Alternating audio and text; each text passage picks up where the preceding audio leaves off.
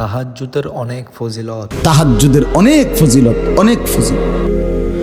আল্লাহ নবী সাল্লাল্লাহু আলাইহি ওয়াসাল্লাম বলেছেন, আশরাফু উম্মতি হামালাতুল কোরআন ওয়া আসহাবুল লাইল।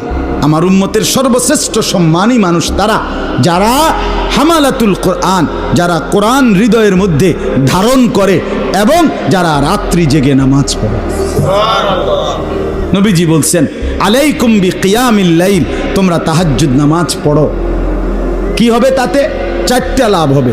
নবীজি বলছে, ফাইন্নাহু দাবুস সালিহিনা ক্বাবলাকুম, তোমাদের পূর্বে যত নেক আল্লাহর বান্দা ছিল তাদের চিরাচরিত অভ্যাস তাহাজ্জুদ, তুমিও সেই আউলিয়াদের কাতারে শামিল হবে।